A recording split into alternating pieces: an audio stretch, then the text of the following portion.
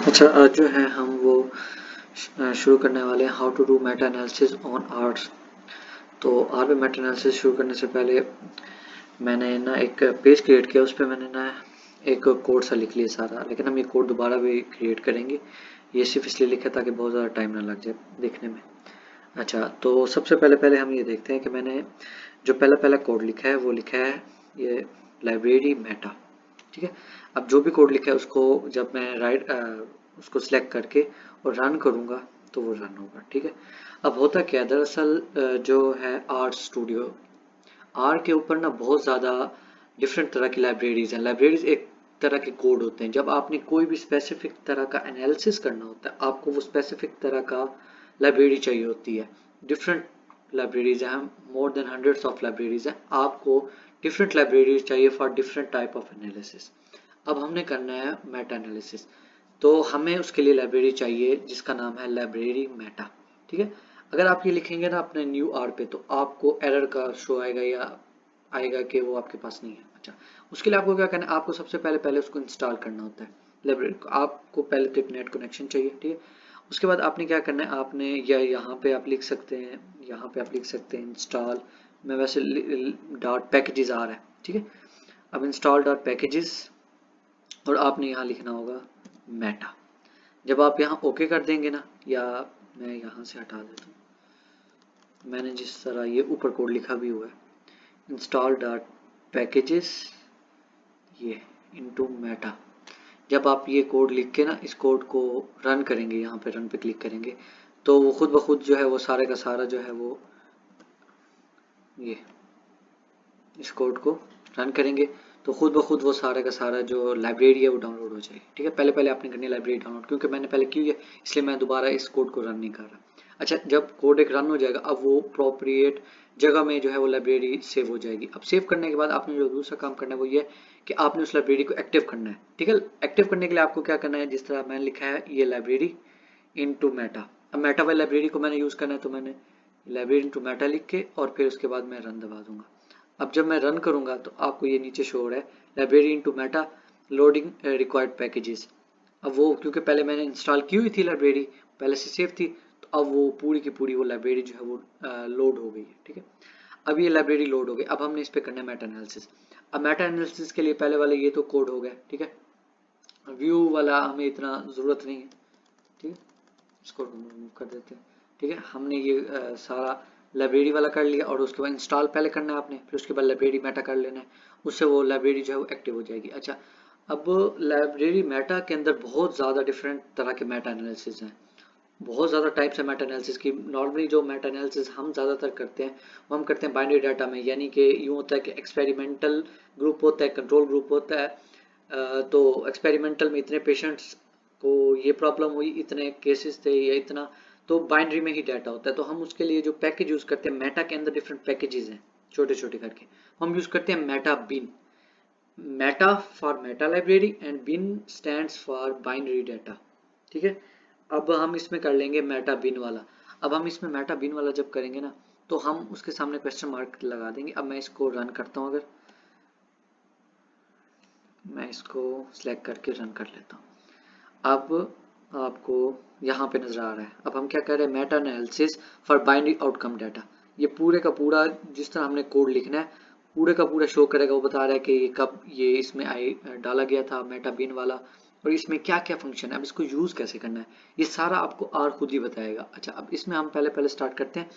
पहले पहले अब हमने कोड कैसे लिखना है। अच्छा, ये जो दूसरा कोड है ना, ये जो मैंने ये लिखा हुआ है, ये सिर्फ इसलिए लिखा है कि बाज़ औक़ात हम इंस्टॉल पैकेजेस करते हैं ना मेटा पे तो नहीं हो रहा होता, तो उसके लिए ये वाला कोड है इंस्टॉल डॉट पैकेजेस, और ये पूरा 2 लाइन वाला कोड। तो ये करेंगे तब वो पैकेजेस जो है मेटा के इंस्टॉल हो जाएंगे। लेकिन अगर आपका सिंपल हो रहा है तो इस कोड की कोई ख़ास ज़रूरत नहीं है। इसको अभी के लिए मूव कर देते हैं। ठीक है। अब हम आ जाते हैं मेटा बिन पे। अभी हमने क्या किया, हमने मेटा बिन किया और हमें आर जो है वो बता रहा है कि मेटा बिन पे किस तरह डाटा एनालिसिस जो है वो होगी। ठीक है। अब मेटा बिन, उसके बाद ब्रैकेट जो है वो स्टार्ट हो गई है। ठीक है। अब ब्रैकेट स्टार्ट होने के बाद पहला पहला जो चीज़ आ रही है वो है इवेंट डॉट ई।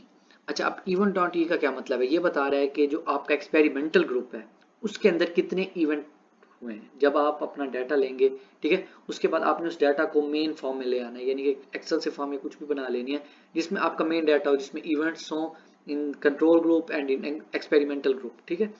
अब आप लेके चले गए इवेंट डॉट ई में। अब मैंने किया क्या, मैंने ये किया है कि मैं इस पूरे के पूरा जो भी एनालिसिस करूंगा, बजाय उसके कि मैं उसके बार बार पूरा लिखूं, मैं उसको एक नाम दे लूंगा। वो नाम क्या है, मैंने उसको दे दिया एम डॉट बिन का। अब आप कोई भी नाम दे सकते हैं, ये आपकी मर्जी, आप जिस तरह देना चाहते हैं। अब मैं कर क्या रहा हूँ, मैंने यूज किया मेटाबिन। अब मेटाबिन यूज कैसे करना मैंने, वो मुझे आर सारा खुद ही बता रहा है, ठीक है। अब मैंने एम डॉट बिन को असाइन कर दिया है ये पूरे का पूरा चीज, ठीक है। उसके बाद अब मैंने क्या किया, मैंने किया है मेटाबिन, ठीक है। मेटाबिन पे चला गया क्योंकि मैं बाइनरी डाटा यूज कर रहा हूँ। अब पहले मैंने कोड में क्या लिखना है, मैं पहले मैंने कोड में लिखना है event dot E. Event dot E क्या, मैं क्या लिखना है, इवेंट डॉट ई में मैंने लिखना है कि कितना जो है एक्सपेरिमेंटल ग्रुप में इवेंट टेक प्लेस हुए हैं, जब आपका डाटा उसमें, ये मैं रैंडम वैल्यूज ले रहा हूँ, ठीक है। अब इसमें क्या मैंने ऐड कर दिया वैल्यू 12 एंड 45 की, ठीक हो गया। उसके बाद हमने क्या लिखना है, उसके बाद हमने लिखना है एन डॉट ई, यानी इवेंट्स तो इतने टेक प्लेस हुए हैं लेकिन टोटल उसमें थे कितनी वैल्यू।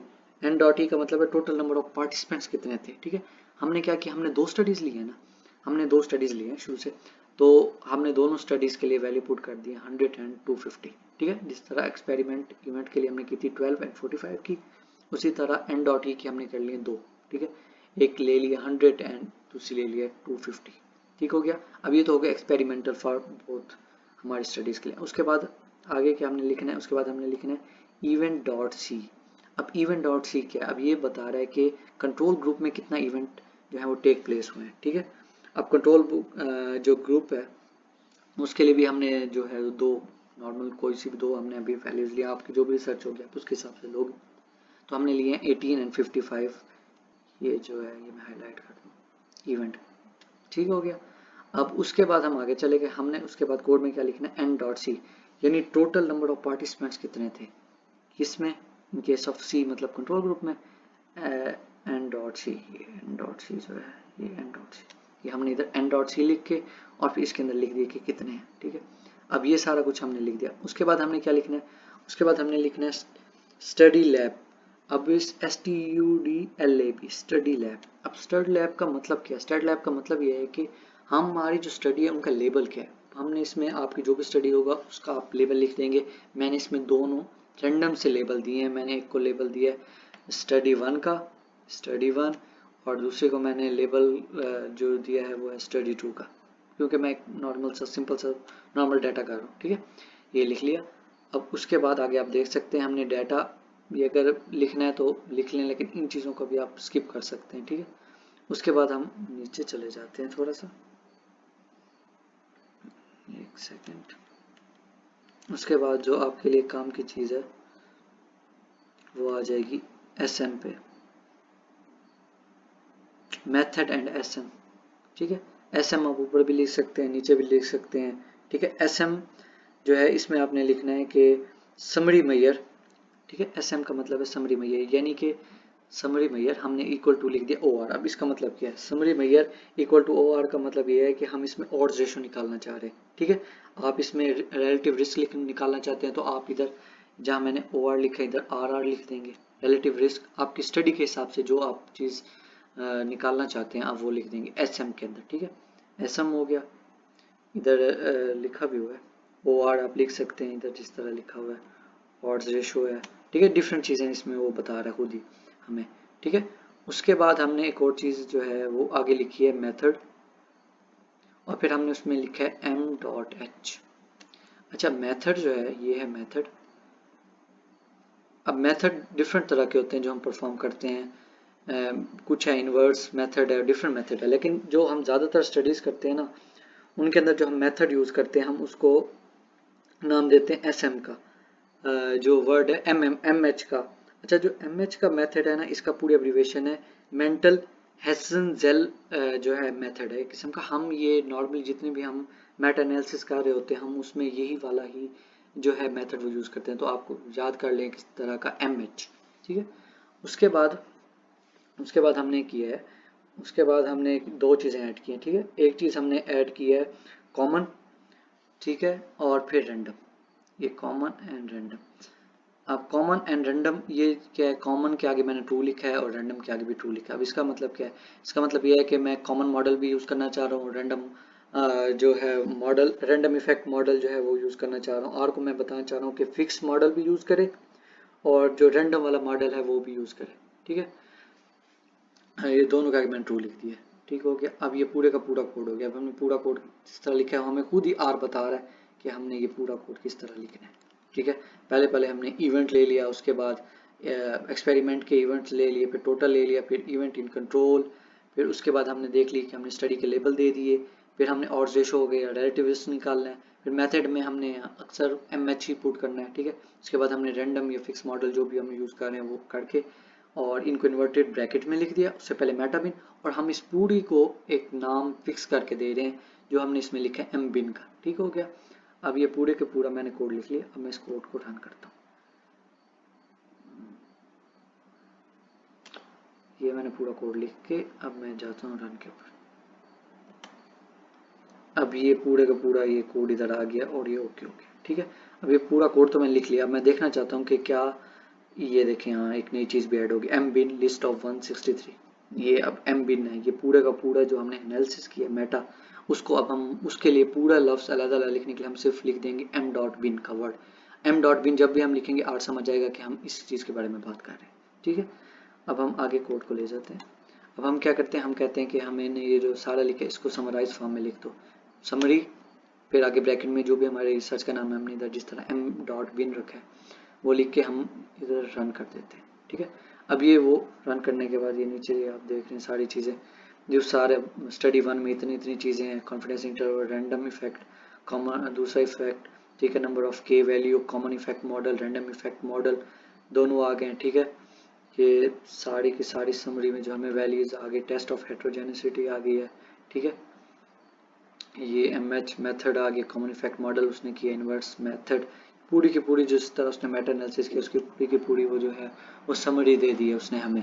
ठीक है, अब ये समरी देने के बाद हम आगे एक और चीज़ ऐड करते हैं, वो ये हम उसको कहते हैं कोड में ही forest M dot bin. Forest M dot bin लिखने के बाद अगर हम करते हैं ना रन, तो अब क्या, अब ये यहाँ पे उसने फॉरेस्ट प्लॉट हमें बना के दे दी है, पूरे का पूरे फॉरेस्ट प्लॉट आ गया इस साइड नज़र आ रहा है। ठीक है, अब हमने एक और चीज़ रहती है वो ये हम उसको कहते हैं कि फनल एम डॉट बिन करके दे दो, और हमने फनल एम डॉट बिन कर दिया और उसके बाद हम ये रन कर देते हैं, तो अब ये जो है वो फनल प्लॉट भी बन के आ गए। ये सारा हो गया।